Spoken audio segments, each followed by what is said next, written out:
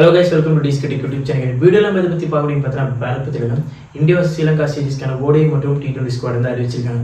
அந்த ஸ்குவாட்ல வந்து அதிர்ச்சி தரக்கூடிய விஷயங்கள்லாம் நடந்திருக்கு. என்னன்னா எதிர்பாருங்கன்றது இதுதான் போல. ஏன்னா ருத்ராஜ் ஜெய்கோட் வந்து டீம்ல எடுக்கல. அதை பத்தினா பேசுவோம், நம்ம வீடியோல பேசுவோம். என்னன்னா நம்ம எதிர்பாராத செலக்ஷன் நடந்திருக்கு. யாரெல்லாம் இருப்பாங்கன்னு நினைச்சோமோ அவங்களாம் இல்லை. இவங்களை எதுக்குப்பா ஃபார்ம்ல இல்லாத பிளேயர் இவர் எதுக்குப்பா வைஸ் கேப்டனா போட்டிருக்கீங்க பல கேள்விகள் ஓடிட்டு இருக்கு ஸ்குவாடை அனௌன்ஸ் பண்ணதுக்கப்புறம்.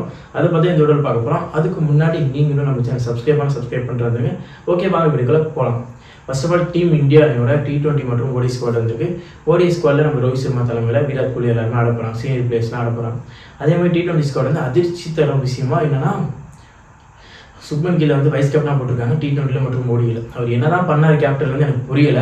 அவர் என்னதான் ஃபார்மில் இருக்காருன்னு எனக்கு புரியல. ஆனால் அவர் வந்து ஃபேவரிசமில் பிஆர் மூலமாக இல்லை அவருக்கு வந்து தெரிஞ்ச சோர்ஸ் மூலமாக அவர் வந்து டீமுக்குள்ளே இருந்துகிட்டே இருக்காரு. சுப்மன் கில் நீ ஒழுங்காக விளையாடலாம், நீ டீமில் இருப்பப்பா, நீ ஒழுங்காக விளையாடாத டீமில் இருப்பப்பா அப்படின்ற நிலைமை தான் சுப்மன் கில்லை பொறுத்த வரைக்கும் இருக்குன்னு நினைக்கிறேன். ஏன்னா அவருக்கு வந்து சச்சின் அவரோட இது இருக்குது, நிறைய பேரோட இன்ஃப்ளூயன்ஸ்னால அவர் இன்னும் டீமில் இருந்துட்டு வராரு. என்ன அவர் பண்ணிட்டாருன்றது வைஸ் கேப்டன் பதவி கொடுத்துருக்கீங்கன்னு எனக்கு தெரியல. ஜிம்பாப்வே சீரீஸில் அவர் நல்லா பண்ணிட்டாரா? மொதல் மேட்ச் தோக்க வச்சிருக்காரு. ஒரு மேட்ச் கூட தோக்காமல் ஜெயிச்சுறதுக்கு தான் நீங்கள் அனுப்புனீங்க. தோக்க வச்சுட்டு கூப்பிட்டு வந்தார். அதுக்கு கூட சரி விடுங்க, நான் அதுக்கு பேசலை. சரி வைஸ் கேப்டனாக தான் போட்டிங்க. ருத்ராஜ் ஜெய்கோட் எதுக்கு சார் டீமில் எடுக்கலை? அதுக்கு பதில் சொல்லுங்கள். எதுக்கு ருத்ராஜ் ஜெய்கோட் டீமில் எடுக்கலை? அவர் என்ன பண்ணல டீம் இந்தியாவுக்கு? எனக்கு தெரியல, நீங்கள் சொன்னீங்கன்னா தெரிஞ்சுப்பேன். அவர் இதெல்லாம் ஒழுங்காக பண்ணலப்பா, இதெல்லாம் கொஞ்சம் ஒழுங்காக பண்ணல, டிசிப்ளினாக இல்லை, இதாக இல்லை அப்படின்னு ஏதாச்சும் சொல்லுங்கள். அவர் எல்லா இதுலேயும் பக்காவாக இருக்காப்புல. ஆஸ்திரேலியா கூட 100 அடிச்சார். ஜிம்பாப்வே சீரீஸில் ஃபார்மில் இருந்தார். 5வது T20 மேட்ச்சில் வந்து ட்ராப் பண்ணீங்க. ரியான் பராக் எடுத்துருந்தீங்க. அவர் என்ன பண்ணார்? வாய்ப்பு கொடுத்தீங்க, டக் அவுட் ஆனார், 10 ரன் அடிச்சார். ஆனால் அவர் டீமில் இருக்காரு, அதுதான் இங்கே வேதனையாக இருக்குது. ஃபார்ம்லேயே இல்லாத ரியான் பராக்கு டீமுக்குள்ளே இருக்காரு. ஃபார்மில் அடித்து தொலைச்சி வேறு லெவலில் பேட்டிங் ஆடிட்டு இருக்க ருத்ராஜ் வந்து டீமில் இல்லை. இதை பற்றி என்ன நினைக்கிறீங்க? இதெல்லாம் பேசும்போது பாலிடிக்ஸ் வந்து அப்படியே பூந்து விளையாடுது. பிசிசி பாலிடிக்ஸ் வந்து இதில் வந்து பூந்து விளையாடுது. இது மாதிரி தான் வந்து ஒரு பர்டிகுலர் பீரியடில் வந்து நம்ம சஞ்சு சாம்சனே வந்து இது மாதிரி தான் வந்துட்டு இருந்தார்.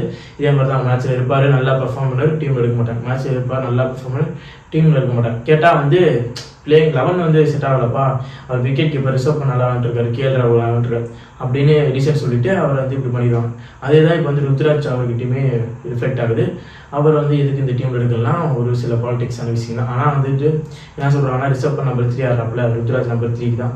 அது கொஞ்சம் செட் ஆகுது. கில் வேறு இருக்காரு, ஓப்பனிங் 2 பேர் ஆட போகிறாங்க, கில் இருக்காரு, இந்த மாதிரி பிரச்சனைகள்லாம் இருக்குது. அதனால் அவர் காம்பினேஷனில் ஃபிக்ஸ் ஆக மாட்டார். அதனால் இப்போதைக்கு அங்கே ருத்ராஜ் ட்ராப் பண்ணியிருக்கோம் அப்படின்ற மாதிரியான விஷயங்கள் சொல்லியிருக்காங்க. ஓகே, அப்போ வந்து நம்ம சகலை ஏன் எடுக்கல? சரி வேர்ல்டு கப்பில் எடுத்தீங்க சகலை, ஏதாச்சும் ஒரு 2 மேட்ச் ஆச்சும் பவுலிங் போட விட்டிங்களா? இல்லை. ஆனால் இப்போ ட்ராப் பண்ணிட்டீங்க. Same reason reflecting again and again. என்னன்னா ஐபிஎல்ல சூப்பராக ஃபார்ம் பண்ணுவார் சகல், ஆனால் உடனே வந்து டீம் எடுப்பீங்க, பேக்கப் பவுலராக எடுப்பீங்க, ஆனால் யூஸே பண்ண மாட்டீங்க. ஆனால் அடுத்த சீரீஸ் வந்து ட்ராப் பண்ணிடுவீங்க. சேம் விஷயம் வந்து ரிஃப்ளெக்ட் ஆகிட்டு இருக்கு. சரி இதெல்லாம் ஒத்துப்பேன். அசித் ராணா வந்து என்ன பண்ணார்? ஐபிஎல்ல நல்லா பவுலிங் போட்டார், எடுத்தோடனே ஓடியில் கொடுத்துட்டீங்க. அதுக்கு காரணம் வந்து 100% நம்ம Gautam Gambhir coach KKR team, அதனால எடுத்துகிட்டு வந்திருக்காரு. அதை விட்டுருவோம்.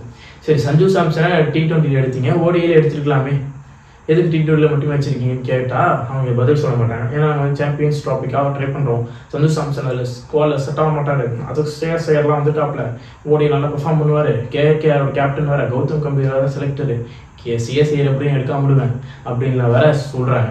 சரிப்பா எல்லாமே விடு, என்ன பண்ணுறது? எல்லாம் பாலிடிக்ஸ் பூந்து விளையாடுது, இது எதுவும் பண்ண முடியாது.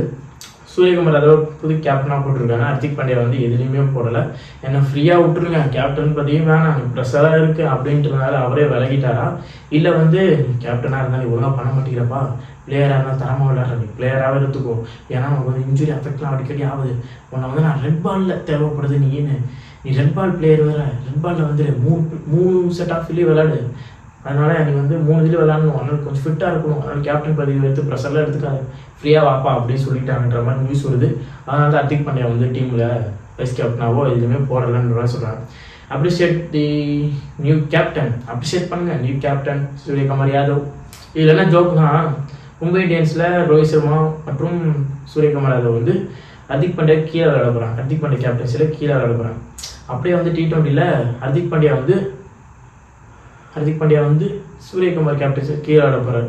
அப்படியே ஓடியில் வந்து ஹர்திக் பாண்டியா வந்து ரோஹித் சர்மா கேப்டன்சியில் கீழே ஆட போகிறார். இது கொஞ்சம் ஜோக்கான ஒரு கொஞ்சம் சம்லிங்கான ஒரு விஷயமா இருக்குது. அது கொஞ்சம் ஜாலியாக இருக்குது. ஓகே, இப்போ இந்த T20 மற்றும் ஓடி செக்ஷனில் வந்து அன்ஃபேர் செக்ஷன் நிறையா நடந்திருக்கு. ரியான் பராக் ஃபார்ம்லேயே இல்லை, ஒரு மேட்ச் கூட அடிக்கல, ஆனால் அவர் டீம் எடுத்துருக்காங்க. ஓகே, அவர் மேலே நம்பிக்கை வச்சு அடுத்தடுத்த சீரிஸ் அடிப்பார், டூபே மாதிரி நாங்கள் அவருக்கு சான்ஸ் கொடுக்குறோம் அப்படின்னு சொல்லியிருக்கீங்க. சரி விடுங்கப்பா, சான்ஸ் கொடுக்குறீங்க, அவர் வந்து சாம்பியன்ஸ் ட்ராஃபிலாம் கூப்பிட்டு போகிறேன்னு சொல்கிறீங்க. அவர் நல்லா பெர்ஃபார்ம் பண்ணால் நல்லது தான். நீங்கள் டீமில் எடுத்திருக்கீங்களா, எல்லாரும் நல்லா பெர்ஃபார்ம் பண்ணால் நல்லா தான் இருக்கும். ஆனால் பெர்ஃபார்ம் பண்ணாத வகையில் வந்து நாங்கள் கேள்வி கேட்க தான் செய்வோம். அதை நீங்கள் கண்டுக்க மாட்டீங்கன்னு தெரியும். ஆனாலும் கேள்வி கேட்கறது எங்களோட உரிமை இல்லவா? அதனால் கேள்வி கேட்போம். நான் சப்போர்ட் பண்ணுறவால உங்களை சப்போர்ட் பண்ணுறதுனால தானே இவ்வளோ ஃபேன்ஸ் இருக்குது, அவ்வளோ ஜாலியாக இருக்கீங்க கப் அடிச்சதுக்கப்புறம். அதனால் நாங்கள் சொல்ல தான் செய்வோம். நீங்கள் ஒழுங்காக செலக்ட் பண்ணல டீம், ருத்ராஜ் ஜெய்க்வாட் ஏன் டீம்லேருந்து எடுக்கலன்ற கேள்விக்கு வந்து நீங்கள் பதில் சொல்ல மாட்டீங்க. அது வந்து நாங்கள் தான் பார்த்துட்டோமே, சஞ்சு சாம்சன் கட்டத்தில் வந்து பார்த்துட்டு வரோம். சகல் தான் ரொம்பவே பாவம், ஒவ்வொரு சீரீஸும் நீங்கள் எடுக்கவே மாட்டேங்கிறீங்க.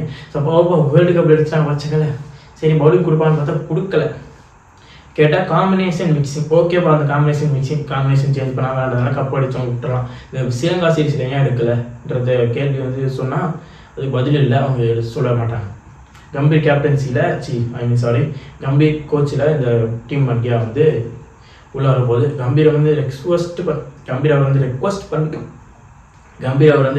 பண்ணி கோலிட்டி விராட் கோலிட்டு வாப்பா தம்பி, சாம்பியன்ஸ் ட்ராஃபி வேறு வருது அடுத்த வருஷம், ஓடியில் மட்டும் வந்து விளையாண்டுட்டு போ அப்படின்னு சொன்னதுனால சாம்பியன்ஸ் ட்ராஃபியோட ப்ரிப்பரேஷனுக்கு நம்ம ரோஹித்தும் விராட் கோலி அவரும் வந்திருக்காங்க நம்ம ஓடி ஸ்குவாட் விளையாட. ஓகே, ஸ்ரீலங்கானாலே குழந்தை கட்டம் சிராஜ் வந்து இருக்காரு. ஸ்ரீலங்கா வந்துருச்சா, என்னடா வேர்ல்டு கப்பில் ஃபார்ம்லலாம் சொன்னீங்களா, ஸ்ரீலங்கா வந்துருச்சு, ஒரு ஓவரில் 4-5 விக்கெட்டில் எடுத்து மாஸ் காட்டுறேன் வா அப்படின்ட்டு சிராஜ் வந்துட்டு இருக்காப்புல. ஓகே மக்களே, இந்த வீடியோவோட ஃபைனலுக்கு வந்துடலாம். நிறைய பேசியாச்சு இந்த வீடியோலாம் நினைக்கிறேன். ஆனால் சிராஜோட செலெக்ஷன் இன்னும் அன்ஃபேர் தான். அப்புறமேட்டு அபிஷேக் சர்மா நல்லா விளையாட்டு இருந்தார், அவரே திடீர்னு ட்ராப் பண்ணிங்கன்ற கேள்வி வந்து கேட்பேன். ஆனால் வந்து அது ஓவராக பேசுவானா, எனக்கு இப்போ தான் அவர் செலக்ட் பண்ணியிருக்கீங்க. ஏன்னா அதுக்கு முன்னாடியே ருத்ராஜே நீங்கள் பாலிடிக்ஸ் பண்ணி வெளியே துரத்தும் போது அபிஷேக் சர்மாவில் எந்த மூளைக்கு. ஓகே, கில்லுக்கு மட்டும் அந்த ஃபேவரிசம்ன்றது இருக்குது, ஒத்துக்கிறீங்களான்றது மறக்காமல் சொல்கிறாங்க. ஓகே மக்கள், இப்போது டீம் இந்தியாவோட ஸ்ரீலங்கா சீரிஸோட ஓடிஎம் மற்றும் T20 ஸ்குவாட் வந்து ரிலீஸ் பண்ணியிருக்காங்க. அதை பற்றி என்ன நினைக்கிறீங்க, எந்தெந்த விஷயம் வந்து உங்களுக்கு அன்ஃபேர் செலெக்ஷனாக இருந்துச்சுன்னா மறக்காமல் சொல்லுவாங்க. என்ன பொறுத்தவரைக்கும் ருத்ராஜ் செலெக்ஷன், ரியான் பராக் செலெக்ஷன்லாம் அன்ஃபேராக தான் இருந்துச்சு, சகலையும் எடுக்கணுன்ற விஷயங்கள்லாம் அன்ஃபேராக தான் இருந்துச்சு. இதை பற்றி நீங்கள் நினைக்கிறது மறக்காமல் காமெண்ட் பண்ணுங்கள். ஓகே மக்களே, தேங்க்ஸ் ஃபார் வாட்சிங் திஸ் வீடியோ.